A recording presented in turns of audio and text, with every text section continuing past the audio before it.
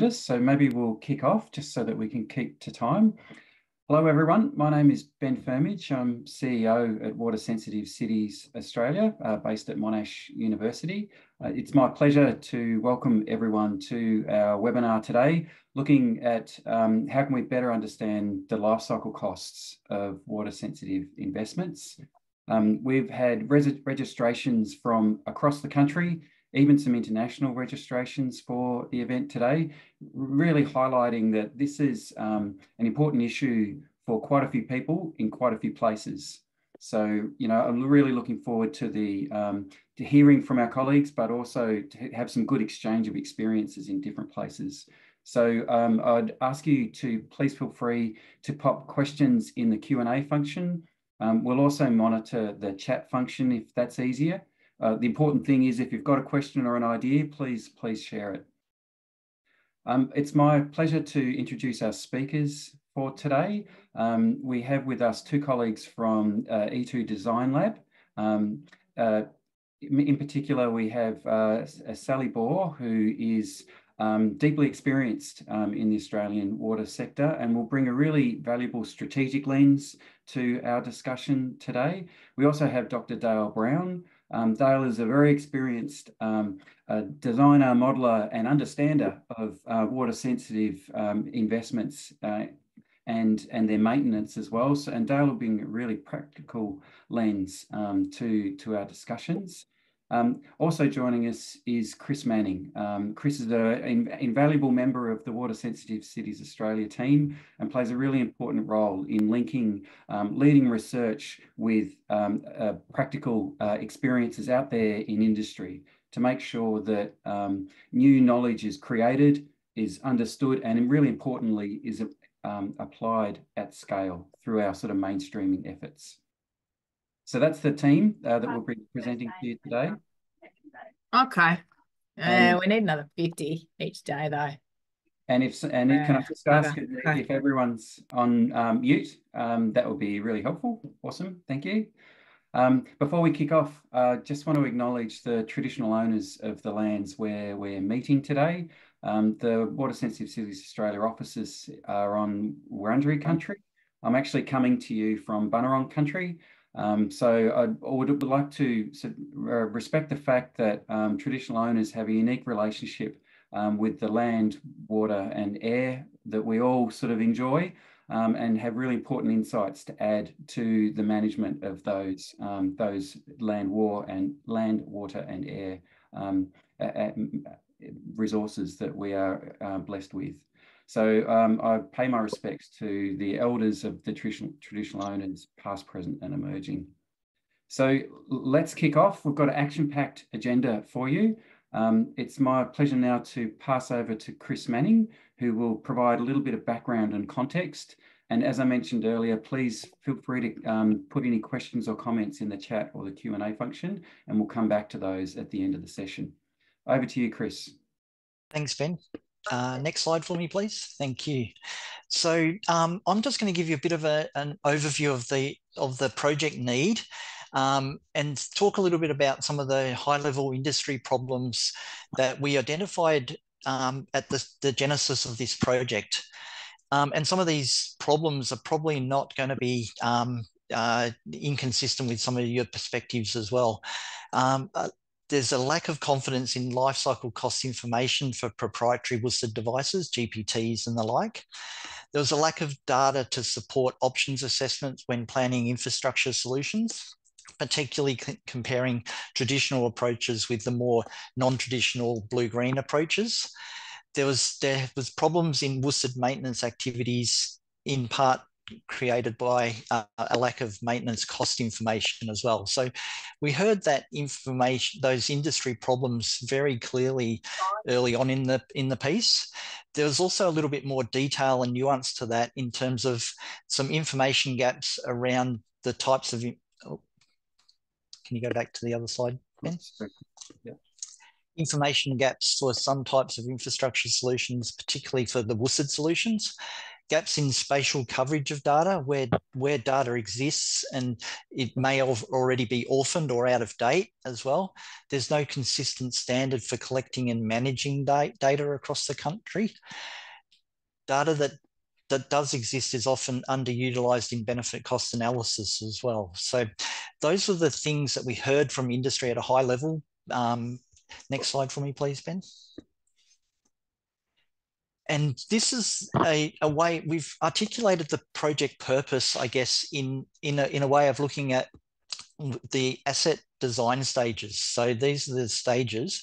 And what we're looking at is a way of, in the design phase, identifying better practice project components and contextual considerations in terms of costing, provide some reference unit costs and guidance for cost transfer between different jurisdictions as well, identify better practice cost estimate based on design quantities and materials. So really looking at that design phase. Then there's the next stage of business case and budgeting. So both in high-level business cases, but then also budgeting for operations and maintenance down the track.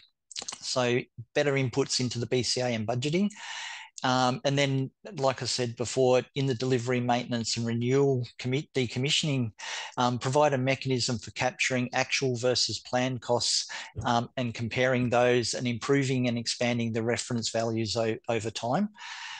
So that's, I guess, in a sense, what we're saying is improving the ability to make better decisions at all of those stages, a shared understanding of what life cycle costing is in terms of blue-green assets and water-sensitive urban design, and then improving the data that we all need to make those better decisions as well. So next slide for me, please.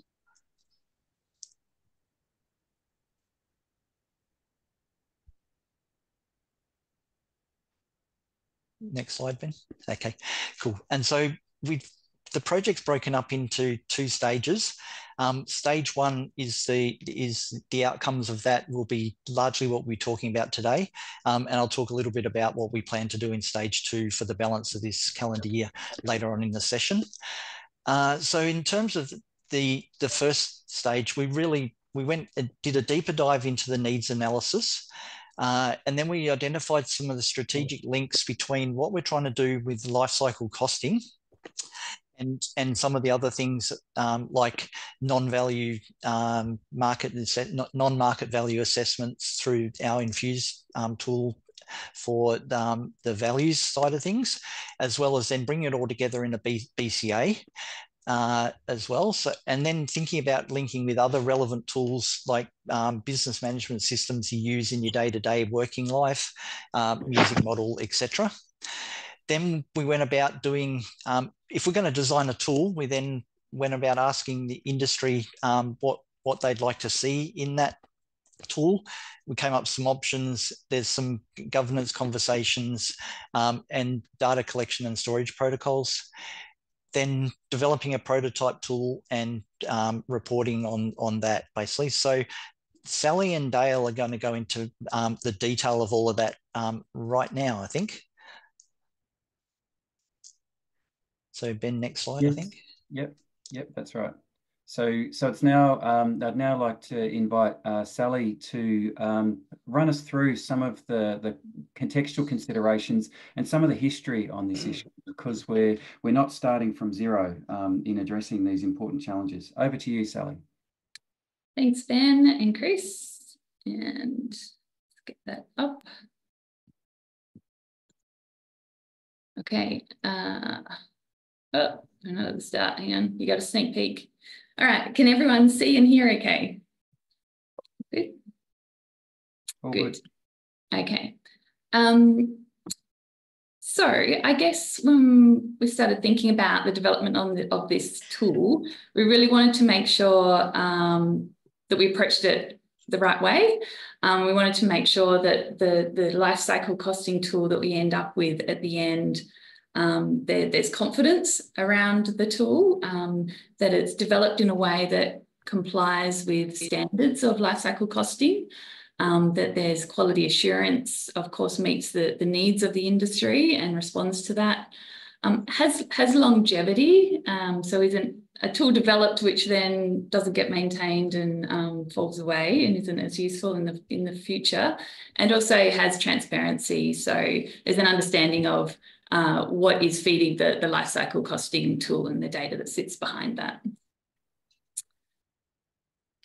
So, okay. So I guess the process we went through is kind of summarised here, and I definitely have to give a huge shout out to Benny Penhullerich, who really led all of this work for us and put in a huge amount of effort in this background sort of literature review and interviews and stakeholder surveys to collate all this relevant information to be able to set the start of the process up for the tool development process on the right track. So thanks, Benny, and hopefully I can do all that work justice in such a short presentation, because I'll be whipping through this pretty quickly. But basically it involved a literature review across lifecycle costing and water-sensitive urban design, water-sensitive design lifecycle costing. We tapped into the amazing knowledge and experience of Andre Taylor, who was kind enough to share his expertise and experience. And we also went out to stakeholders and had a stakeholder survey to get their input into this review as well. So first of all, we need to have a really good understanding of what we're doing, and that includes what is life cycle costing. And there are standards and approaches, and the simplest definition is the process of identifying and documenting all the costs involved over the life of the asset. And that's often expressed as expenditure over the life cycle of an asset, and it will go up and down and vary depending on its life cycle needs. A review was also done on the standards for data collection, storage and maintenance, methods for modelling and analysis, and review and update of lifecycle costing tools. And two of the key documents there were the IPWEA infrastructure financial management manual, and also the standards on lifecycle costing. There's also very defined processes in place of how you should go about doing life cycle costing, which is well documented.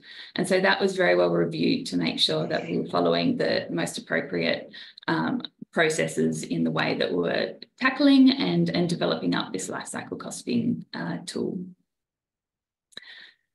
So some of the key findings out of that work was that, yes, we definitely needed to comply with the industry accepted guidelines and standards for life cycle costing in Australia. And we needed to make sure that we were suitably adapting those for the water sensitive urban design assets of the tool. And also recognising that there's a set process that is standard to be able to go through for developing up the tool, which includes planning, which is having a set plan for the development and application of the tool, which follows the prescribed guidelines and standards. Developing the tool together with the guidelines and manuals to be able to teach people how to use the tool and its components, being able to apply the tool, which involves the programmed collection, review, upload of qualifying cost data, reporting of what has been done, and ensuring that that has an independent review by a suitable qualified person, such as an economist, such that that review process maintains the quality assurance of that tool product. And that continues a cycle of monitoring and update in the collection and review of cost data that feeds the tool. There was also a review undertaken on water-sensitive urban design guidance from across various states, including South Australia, Victoria and WA. And that was right across sort of applications of design configurations and life cycle stages.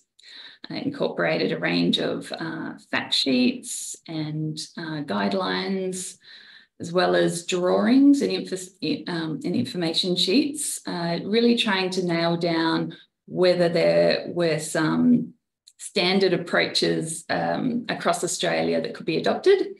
The key findings, though, were that many of those guidelines and documents were quite specific to a local government area or region. There's different language that is used and slightly different guidance, which meant that there wasn't a consistent basis that we could define like a cost basis on. So defining the assets themselves and the components of those assets that we might need to consider in the costing.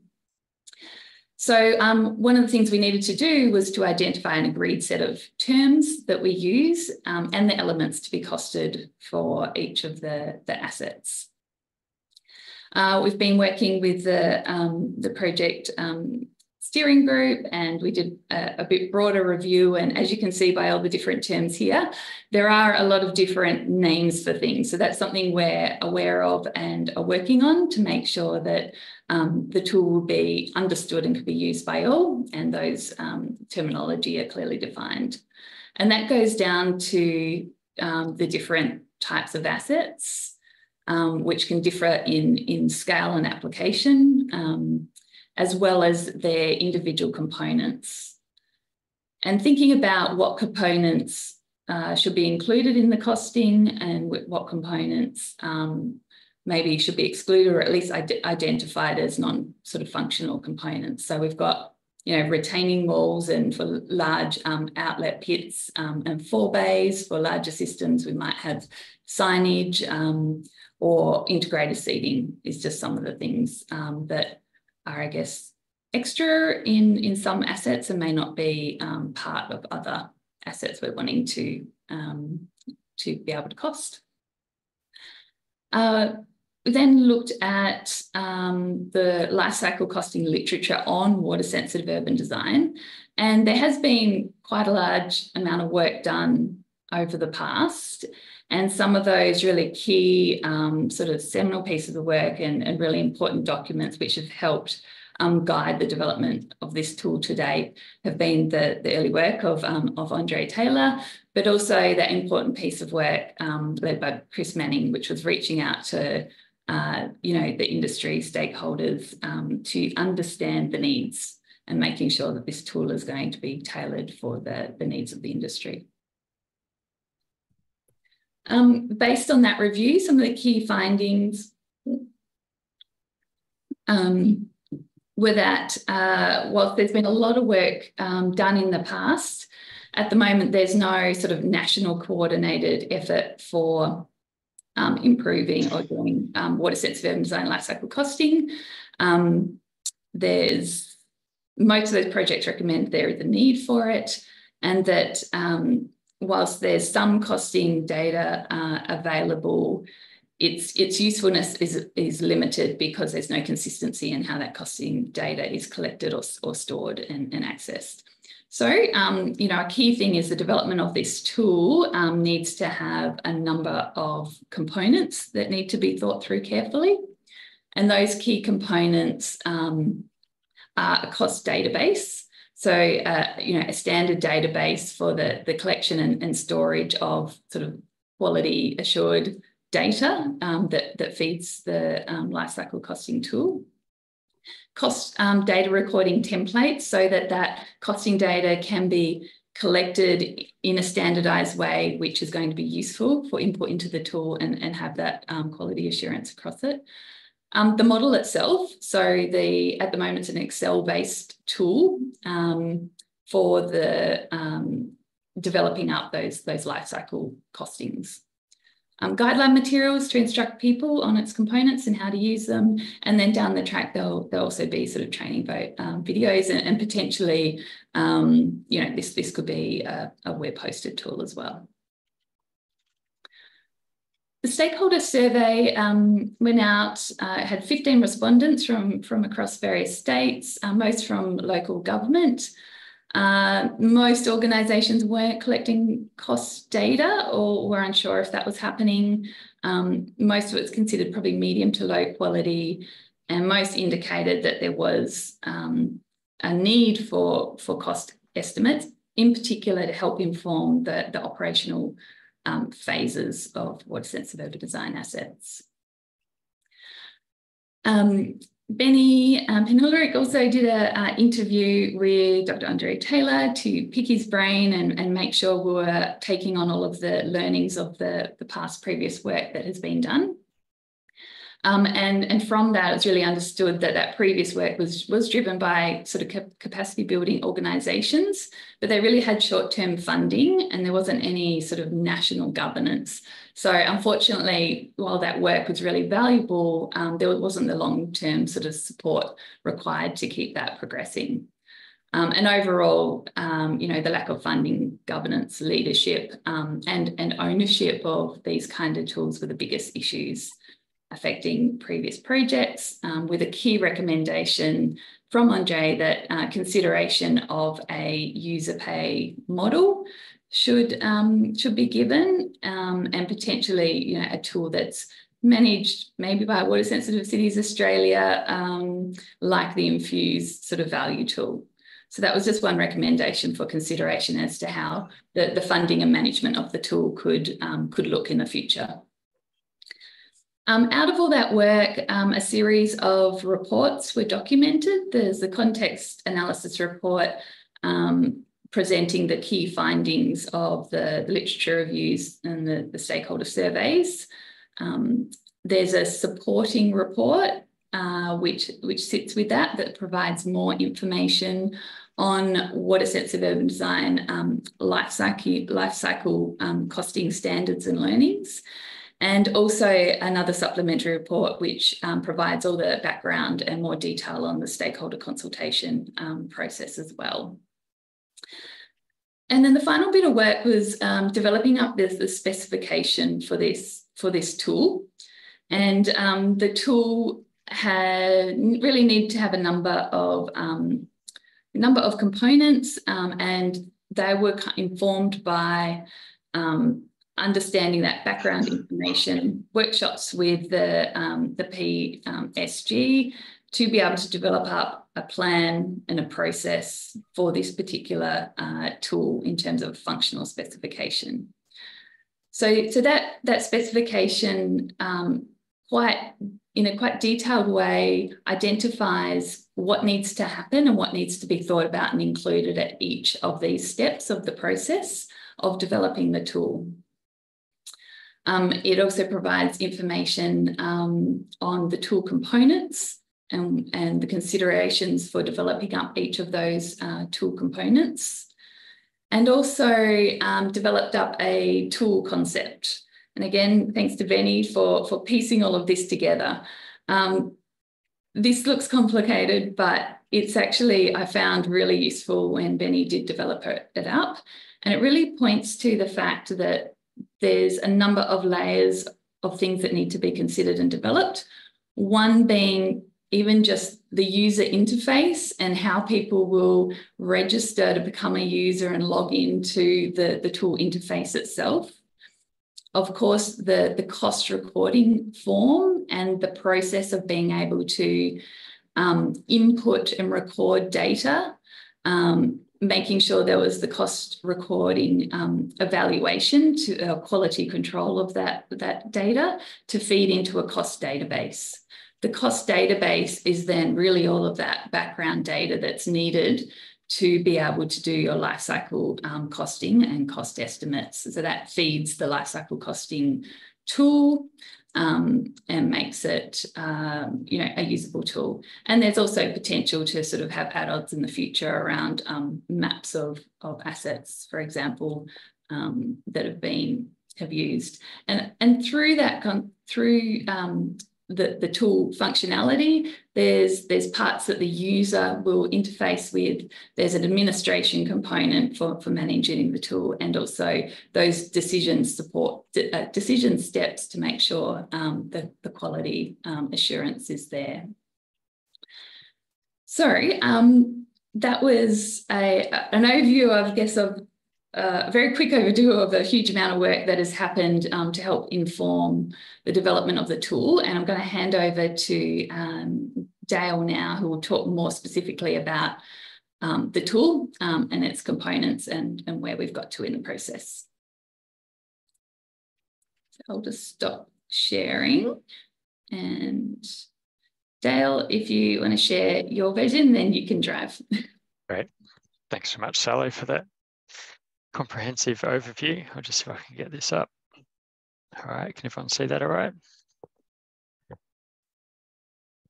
Okay, so if you've got questions, please feel free to pop them in the chat or the Q&A as we go along, as they come to you, so that we can come back and discuss them when we're done. So please have that in mind as we go through. So Sal's really given I guess, a really good overview of the need for the tool, the work that's been done so far in planning and scoping it out, and sort of setting out at a high level how the tool is going to look and all the various components. What I want to do now is just talk through some of, what are the expected outputs of the tool, what might it look like in terms of a user using it, and what sort of things might you get out of it. And then I want to take a bit of time to step back and look at the inputs and the data that's going into the tool and how we might go about collecting that data, and maybe also touch on how some of you might also be involved in that process. As Sal said, this great diagram initially done by Benny really sets out the various key elements of the tool. So the bits that I'll focus on in the next few minutes are the LCC model and what's coming out of that. And then I'll come back and talk about the cost recording form, and obviously touch on what's going on in between those in the process. It's worth saying with this project, there was a bit of thought done at the start as to what assets should we focus on. There's a whole range of WSIT assets, and I'm sure you'll all appreciate that there is a huge amount of work to do to build a tool like this.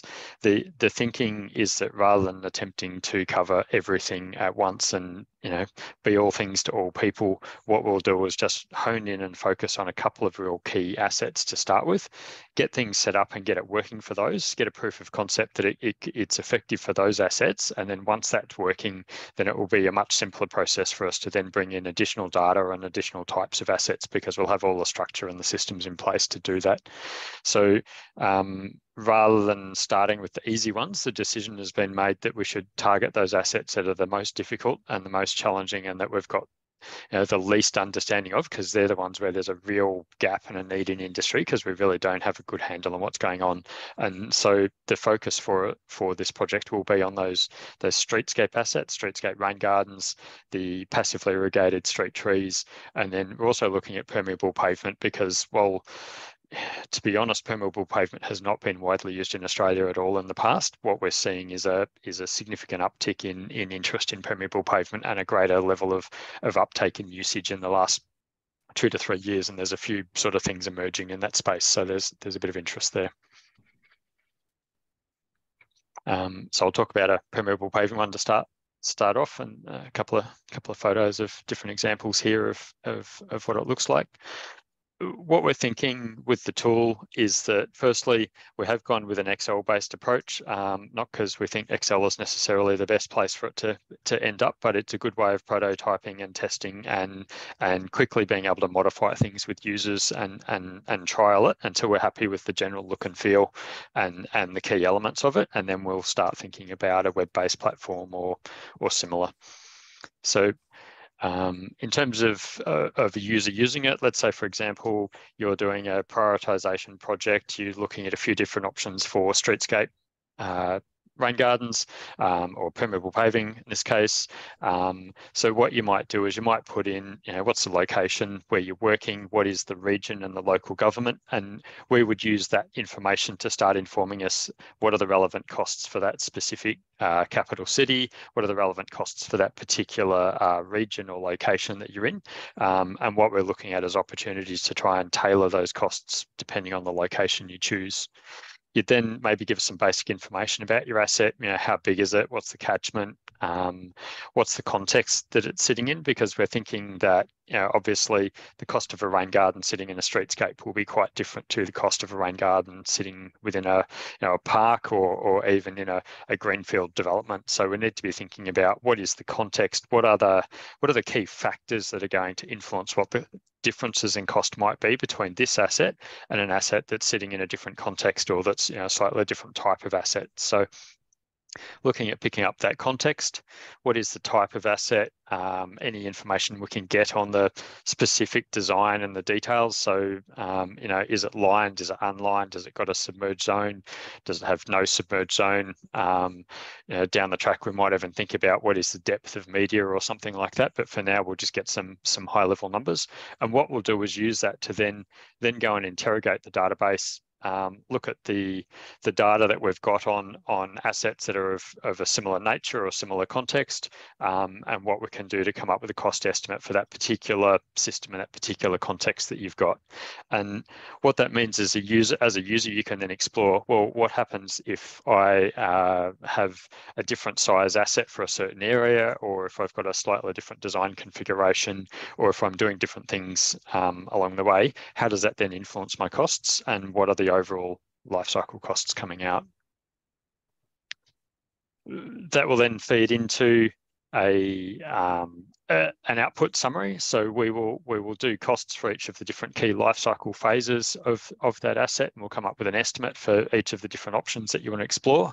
And at the moment, you might have 2 or 3 different options available to you to be able to put into the tool at any given time. And then what you can do is you can look at what are the differences in costs across each of those phases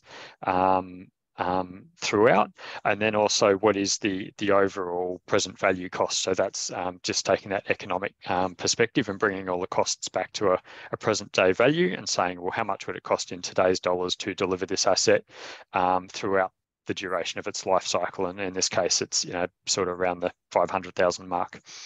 There'll obviously be a range of inputs to that. So we are getting advice from the CRC's expert economists, David Pannell and so forth, who are advising us on, appropriate time periods, considerations for discount rates. That's more complex than you might think, because we have to think about what is the appropriate discount rate for a given authority or organisation, and what is the appropriate one to be using depending on region. So they might vary from state to state, and then from authority to authority, and then also over time. So there's a bit of thinking needed to go into even just simple numbers like that. We'll have, the traditional life cycle cost pie graphs that we'll have all seen, generated using music or any other life cycle costing tool that you might have used in the past as well. So it'll have that breakdown of where the costs are sitting, and so you can start looking at, is it predominantly in the construction? Are we seeing differences in costs across different options? Are we seeing a different weighting for things? You'll be able to look at all those kind of typical things. Another example, let's say we're doing streetscape rain gardens. Then we might ask ourselves a question. We might say, well, how much is it costing to do maintenance on these assets? Because maintenance is a big thing, and especially when it's in the streetscape, because you've got traffic management and all those things to think about. You might ask the question, we're setting up the maintenance program, we've only got enough money to pay for 50% of the maintenance that we need to be doing on these assets. What does that mean in the long term? So what we might do is then set up a couple of scenarios to explore what happens if our maintenance investment is at 100% of what it needs to be for that particular streetscape asset to keep it clear, clean out the rubbish, do any weeding, replant, whatever needs to be done over the life of the asset, and keep that at the full level of expected maintenance. And then we think about what happens is if we don't do that and we just cut back on maintenance, we haven't got the money, we just let things go, we sort of let it drift a bit. But we might accept that if we're not keeping up the maintenance, what's going to happen is that something's going to go wrong at some point in that asset. Things are going to break down, things might fail, and look, it might last a few years and be perfectly fine, and then something might happen and then the asset starts to fail and not work, and then we have to come in and renew it. And realistically, what we see happening is the assets that are not regularly maintained are more likely to have some kind of critical failure occur, and then need us to step in and do a full renewal. So what we might see is that under option 1, We see, you know, our renewals might be 20 years or something like that. We've got a nice long time frame. And then with that reduced maintenance, we've got a lower cost every year, but that renewal might hit us more frequently or sooner than it would have otherwise. So we might say, well, after 10 years, balance of probability, that asset is probably going to fail, or, you know, at least, you know, a certain percentage of those assets will fail, and we'll need to step in and do the renewals. So what we can do is start exploring, well, you know, what are the differences in costs between these different scenarios? Should we be doing the regular maintenance, or should we cut back on things? In this case, we see that the costs are coming out similarly, but if we then took these and fed them into Infuse and said, what are the benefits of these assets? We would say, well, this asset's been working for 20 years perfectly fine with no problems. This asset started to fall apart partway through its life cycle, is not functioning as well as it could be. It's not delivering the benefits it should be. So we might be spending a similar amount of money, but we're only getting, let's say, half the benefits coming out. And this starts to give us a story to take back to people above us, people in charge, to councillors or other people, to say, well, look, if we do this approach, yes, we're going to save a bit of money this year, but it's going to cost us just as much in the long run. So we might as well find the cash and stump up and keep looking after things. Or we're going to have these consequences in terms of not delivering outcomes, or in terms of not protecting our waterways, which, by the way, we have some legal obligations to actually be protecting the waterways and looking after these assets to do so. Again, we'll have the typical sort of graphs so that you can start seeing what the differences are. And here you can see it's nice and clear. Yeah, 100% maintenance. We're obviously spending heaps more on maintenance. We drop that maintenance back, we save a bit of money, and essentially what you see is that it gets replaced with additional costs of renewals. So you can start to tell those kind of stories using the tool as our intention, that it's, you know, it's not just a calculation thing, but it allows you to start to tell the story of what will happen if we make these assumptions or we go down this scenario. Stepping on from that high level, we're thinking about having some detailed cost schedules. So what we want to do is be collecting information at that more detailed level, and be able to, for a typical asset, be able to generate a schedule of what are the expected tasks and activities that would need to occur for that asset to be constructed or for it to be maintained over a period of time. What is that fine level breakdown? And then you'd be able to go in and adjust and modify that, because, you know, let's say you've got different things going on in terms of the inlets, or you've got batters on one asset, but you've got, you know, a curb on another. You'll be able to go in and make some adjustments to that to reflect the specific details of your particular asset, and then generate the life cycle costs over the lifespan of the asset as maintenance and renewals and so forth are undertaken. So that's kind of where we want things to get to in terms of what comes out of the tool. Just want to take a moment to talk about what might be going into the tool to inform that. We're thinking about having a cost breakdown structure. So we'd have different life cycle phases, which we've identified. We've then got different categories, activities, and then breaking that down to the really fine detail with those cost elements. So high-level life cycle phases, we've proposed what we suggest we're going to include for these. It's worth saying there's no right or wrong answer here. Different life cycle costing tools use different things, different approaches. We've come up with something that's a balance between what's in a standard life cycle costing analysis and also considering what's actually applicable and relevant for water sensitive urban design. You know, say, for example, we've included establishment because that's often a significant cost that occurs during construction, and it's higher than the typical maintenance. So we've called that out and included it here. So that's the various stages with a bit more detail. Just noting that we haven't included handover because there aren't necessarily specific costs at that stage, but just identifying that handover is an important thing that we need to be doing through the life cycle. As I said, these cost elements, we're getting into the real fine detail. It's very specific. You know, thinking about civil construction, it'll be install the inlet pit, and by the way, it's going to be this type of inlet pit. How much would that cost? And that's the kind of level of information we're going to be looking to ideally get down the track. Realistically, we probably won't be getting this initially for existing designs or existing construction, but what we're aiming for is to set things up so that we can take in this type of data in the future. And ideally, we'll have a set of construction rates, you know, a little bit like Rawlinson's for some of these, and we'll be able to build up costs from these basic elemental level. In terms of data that we're looking for, from stakeholders, what we're thinking is that we'll be asking basically, firstly, just give us what you have. If you don't have time to do anything else, give us access to some of the data that you have. What are the costs for some of your built systems? What is the metadata associated with that? So where was the asset? What kind of approach you're using for construction or maintenance? Is it in-house or contractor-led? What's the context of that asset? We need that kind of information to be able to inform and use the data well. We'll be looking for high-level costs. So we understand many stakeholders will be able to say, well, we can tell you how much the asset cost. We might be able to tell you, what are the 3 or 4 major components that was broken down to, but we haven't got any detail beyond that because that's all the contractor gave us. So we'll be looking for some of that cost data, but recognizing that it will have some limitations with it. The next level that we're after is to get detailed costs where we'll actually have a template and we'll have a detailed elemental cost breakdown where we ask you to fill in those elemental costs so that we can understand exactly what the rates are for individual elements of an asset. We are hedging our bets a little on this. So we are thinking that another approach for this will be to establish some kind of reference project or projects for each asset type. And what we will do is essentially say, this is a stereotypical streetscape asset to the extent that that actually exists. It has most of the key cost elements that would be required for a typical streetscape rain garden. And what we'll do is get a quantity surveyor to go out and actually do a costing estimate on that, and then to talk to different contractors and get some rates for different states, just to understand how those costs might vary across different places.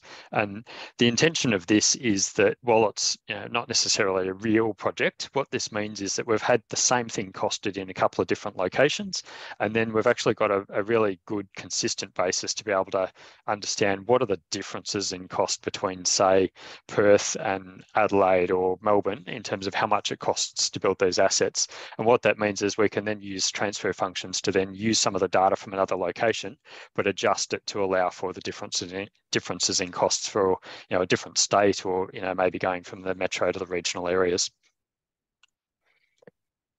So it might look something like this. High-level costs, you just have a really simple template. You just put in who you are, who you work for, what's the base project data, what are the elements you're capturing, what are those costs, and then maybe a bit of description just to help us understand and interpret the data of what you're actually giving us.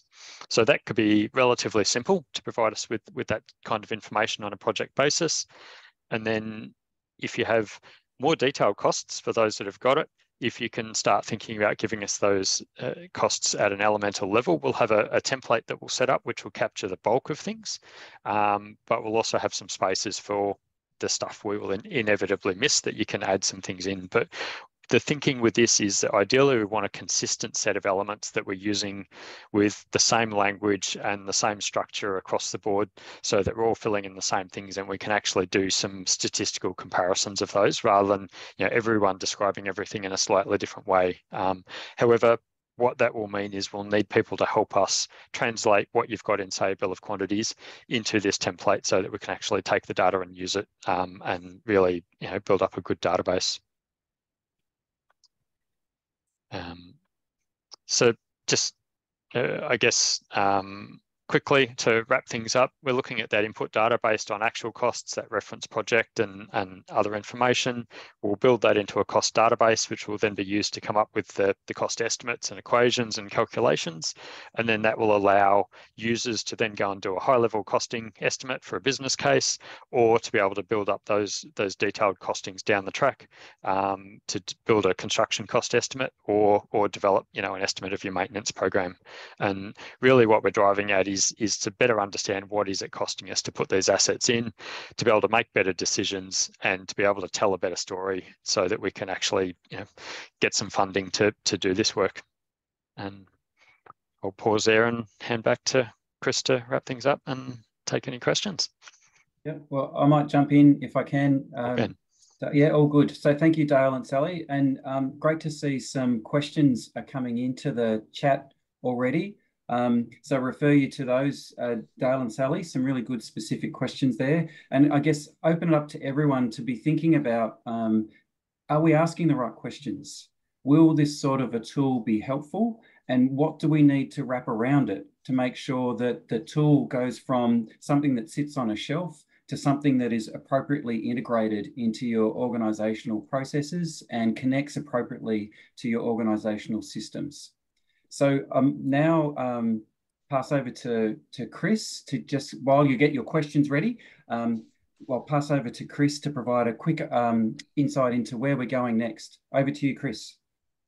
Awesome. Thanks, Ben. Can you just flick to the next slide for me? Yep, sorry, just we'll need to, sorry, just give me 2 secs. That's all right. It's essentially, it's been good to hear from Sally and Dale, who've articulated really well what we've done to date.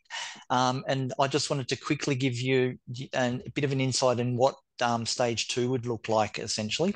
So Dale and Sally talked a little bit about the need to get our terminology and some of our understanding of what these assets are. So we've done a bit of a workshop around that. We're also going to be doing a piece of work around collecting the data, and it's important to recognise that for this stage we'll be collecting data from our funding partners in South Australia, WA, and Victoria in 2024, and we'll be using the data that they supply to build up that proof of concept that Dale talked about. There will definitely be an opportunity for anyone else to contribute data and information in 2025 onwards if we prove the concept well enough that everyone sees benefit in taking this forward, basically. So the other thing that we'll be talking about in the balance of this calendar year is the governance and the sustainability of the tool, because we also heard from industry and experts prior to this project and then all through this project that that's obviously a concern around that. So we'll be talking about how do we actually improve the governance, or what's the framework and process for the governance of the tool to ensure a sustainable model going forward and the like. So those data acquisition, the updating the tool, piloting the tool with our funding partners in this calendar year, updating the lifecycle plan, and then of course some obligatory reporting around that is what we'll be doing for the balance of this calendar year. But like I said, there's a possible stage 3 where we would be able to, if we've got a good proof of concept and everyone's happy with it, we can populate that with more data and information, and importantly, more assets as well. So that's where we're sort of headed with the stage 2 and the possibility of stage 3 as well. So would be more than happy to hear from anyone on the call today about whether or not they've got data and information and would like to participate going forward into a possible stage 3 as well. So that's essentially wrapping up the where we're up to today and where we think we'll be heading to in the balance of this calendar year, and our view to the future. So thanks, Ben. Over to you.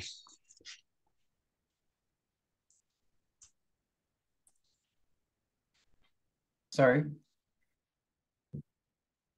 There's a few questions in the chat already, and also too, there's some general ones that it would be good to sort of get people's feedback on, really either today or out of session. So please feel free to reach out to us anytime. But and one question that came in on the inputs was and some of the assumptions that sit behind the inputs. Nasheen asked about Dale, you were talking about the capacity to look at different combinations of planned and unplanned maintenance, and how will we provide guidance on what those scenarios should be, or will it be up to the users of the tool to apply their own assumptions? Yeah, thanks, Ben. That's a good question, and Nosheen's got a bit of history on this one, I know. Look, as you know, our understanding of how well these assets work and how quickly they degrade is limited. Realistically, the tool will be aiming to provide the costs, and what we'll probably look at doing is providing some initial starting points for what those estimates might be or what those assumptions might be. But we probably need to have a thought to if users have their own data or have better information that they can input this in. I'm aware that some of the asset management system operators have this in mind. So there's we've done a little bit of work with Brightly. So full disclosure, they've been a partner on this project and have provided some input. I'm aware they've got a predictor tool which makes some estimates of how an asset will degrade over time, and they can predict, you know, declines in road pavement and that sort of thing.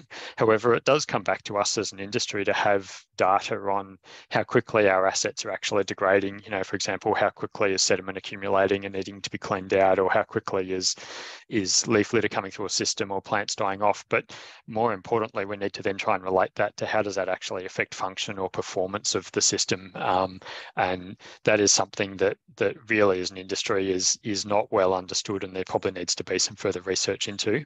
I'd suggest that as a starting point, we make some estimates, we make some assumptions, but also we should think about it from a statistical basis that you know, an individual asset might not fail, but if you've got 100 assets on balance of probability, how many of those assets will fail?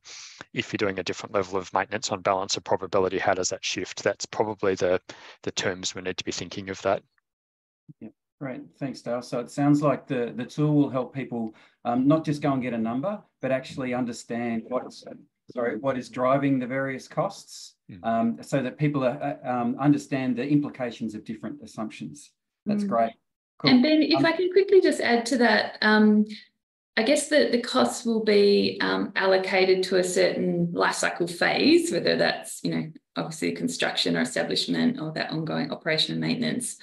But I guess part of the asset management of any system is also sort of going out and doing those condition audits, and part of that will inform the current condition and how quickly it's going to be degrading as well. So I think that's a good point that, you know, this tool isn't going to do everything. There's other processes that will be needed to support and inform the projections and the future planning of timing of expenditure, but certainly in terms of the costing expected costs across those life cycle stages, this tool, at least in the first instance, is where the focus is at the moment. Yeah. Awesome, thanks, Sal.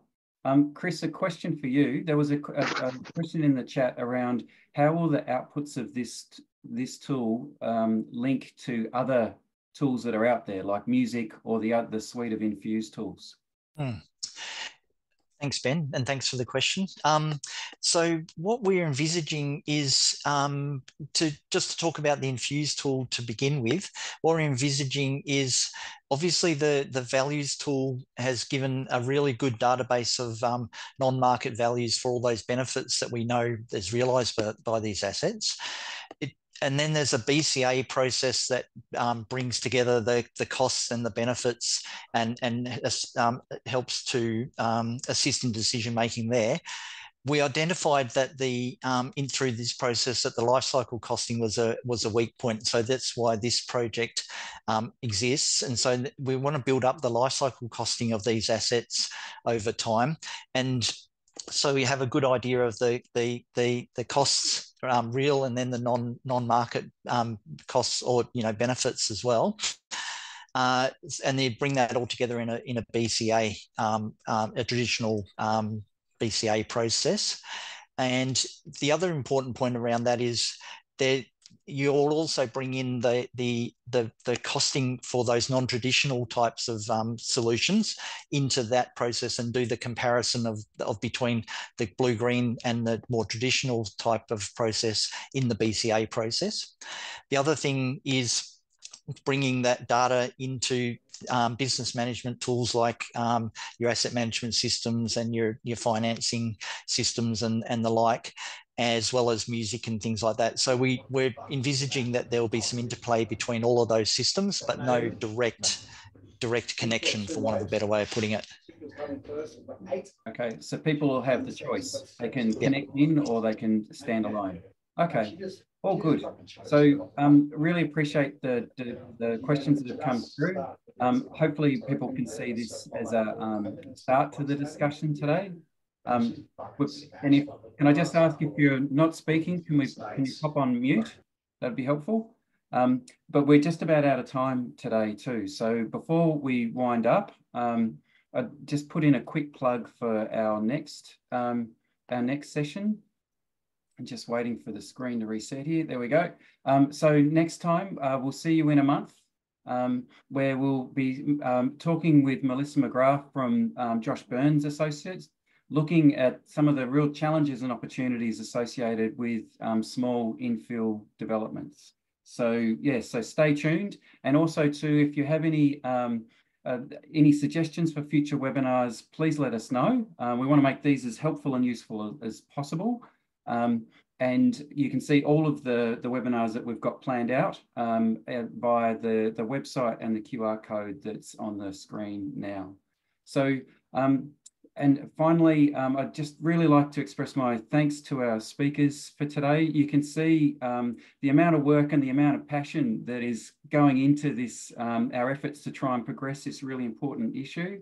You know, my dad used to say that important things are very rarely easy, and this is a very important thing. It's an important issue that continues to come up, and people consistently recognise the theory, but we're giving it a red hot go in terms of trying to translate the theory into practical support that can not only provide people with better numbers, but also help deepen our individual and collective understanding of what is driving our life cycle costs, so that we've got better information and better understanding to be able to make better decisions and have fewer surprises in terms of these sorts of assets. And so that it is easier to not only build the case, but also maintain them in a way that continues to deliver enduring benefits. So again, I'd just like to thank everyone for their participation, and we look forward to seeing you all again next month. Thanks very much. Keep well and speak soon. Bye for now.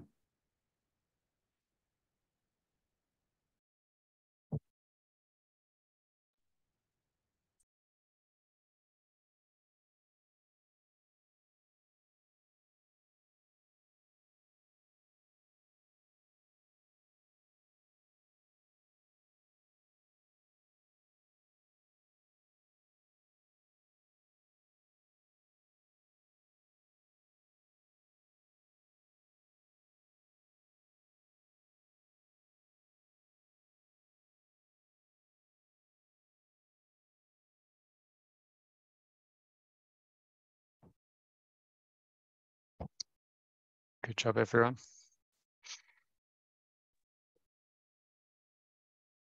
Yep, well done, Dale. I'm just trying to take note of all of the questions. I'm sure Chris has as well, just so there might be a way of capturing those and responding to them somehow. Are you able to save the chat, I think, Chris? Yeah, you should be able to, yeah. Should be a button up the top. I don't know where it goes, though. It just says it's saved. Oh, yeah. Oh, okay. Yeah. So Jenny, we should be able to pull that out of the system. Yeah. Yeah. Because that video recording will go live to everyone tomorrow, I think. Yeah, it's set up to go out tomorrow. And then I think the plan is also to share the recording on our website. Jenny, and Chris, that's a good message to the people that are still with us. We might sort of do a quick reflection offline, if you like. Yep. But good job. Thank you. Right. I think we broke a record for the number of participants today, so that's really good. Oh, good. Yeah, I got 65. Wow. I saw 64, so obviously one dropped out when I recorded it. Yeah. That's a great turnout, though. Mm. Cool. Good. All right. Will we send a link for us to jump back onto if you wanted to do a bit of a follow-up debrief? Can do, yep. Sure thing. I'm just going to run out for a minute. I've got people knocking on my door, so I'll just come back in a couple of minutes. Yeah. I'll do it for 5 minutes. I'll give because we only probably just talk for 5-10 minutes anyway. Yeah. Thanks. Okay. Cool. Sounds great. All right. Okay. Thanks, everyone. Thanks.